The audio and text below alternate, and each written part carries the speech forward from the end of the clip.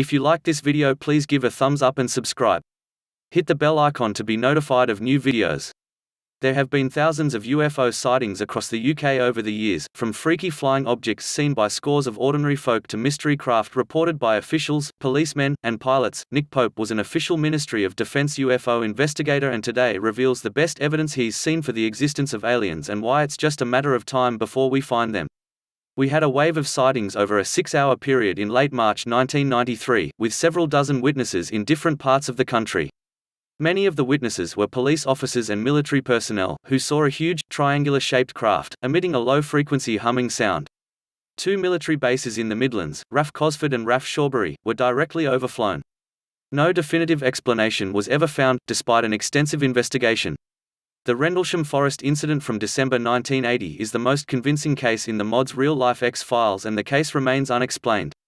What makes all this so compelling is the physical evidence. The UFO was tracked on radar and briefly landed, leaving high levels of radioactivity where it touched down. Most of the witnesses were the United States Air Force personnel based at RAF Bentwaters and RAF Woodbridge. Even the deputy base commander saw it. I don't know that any of us who've looked at this subject from within the government have a smoking gun, so there's not necessarily a cover-up in the sense the UFO community believes. UK sightings of alien craft. UFO capital where Bonnybridge, Scotland, 1992 onwards. In 1992, local Isabella Sloggett and her daughter claim UFO land in front of them. They run off terrified. A local businessman also sees a star-shaped object hovering in the road. Since then, an average of 300 sightings are reported annually and include a cigar-shaped craft landing on a golf course in 2004. Wonder Wedge where, Manchester, January 1995. As he brings his Boeing 747 carrying 60 passengers into land at Manchester Airport, Captain Roger Willis reports the plane has been overtaken at high speed by a wedge-shaped craft with bright lights.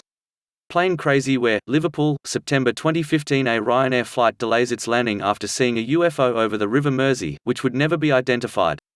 The local police force has registered scores of sightings, including a large fleet of unexplained lights in the sky spotted by multiple witnesses in 2008. Vast speeding object where, Shropshire, March 1993. Military and Met Office personnel at RAF Cosford and RAF Shawbury report a huge triangular-shaped UFO over the bases.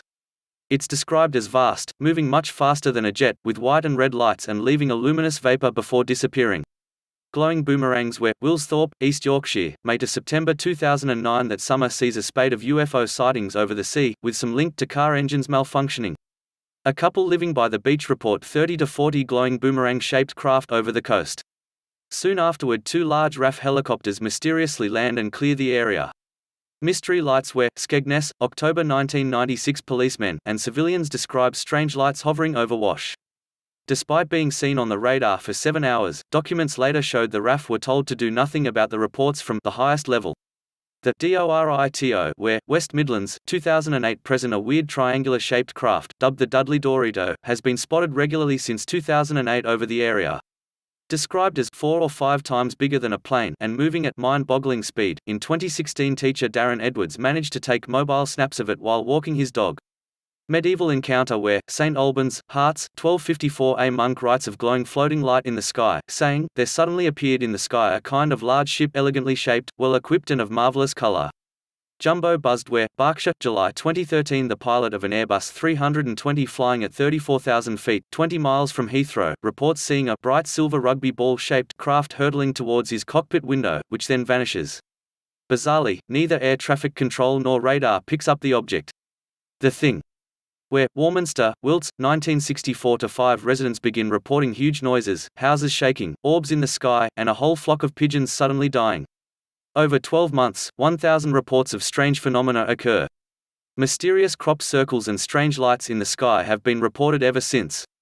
UFO landing where, Rendlesham Forest, Suffolk, December 1980. US servicemen at an RAF base investigate strange lights in nearby woods, encountering a 3 meters tall craft which suddenly disappears. Deputy Commander Lieutenant Colonel Charles Halt describes seeing a hovering object and a beam coming down to the ground. Weird beings where, Broadhaven, Pembrokeshire, February 1977. Pupils from Broadhaven Primary School allege seeing a 40-foot cigar-shaped UFO land. 2 months later, a local hotel owner observes an upside-down saucer in a field and 2 faceless humanoid creatures. Farmers also spot a 7-foot being in a silver suit. Chopper chase where, Cardiff, South Wales, June 2008. A police helicopter waiting to land at the St Athan Mod base nearly collides with a saucer-shaped craft. The chopper gives chase but fails to catch it. Celeb hotspot where, Swansea and Port Talbot, South Wales, January 1983. Dozens of witnesses observe a huge black triangular-shaped craft over the area. Local celeb, movie star Michael Sheen, also saw a UFO there as a kid. But I don't think anyone has told the full story, whether it's the UK, the US, Russia or China. Most UFOs are misidentifications of things such as aircraft lights, satellites, and Chinese lanterns, but a small percentage remain unexplained. As I always remind people, the skeptics have to be right every time, but the believers only need to be right once. I'm sure there's life out there, and I keep an open mind about whether or not we've been visited. I hope we have been. The world would be more interesting with aliens than without.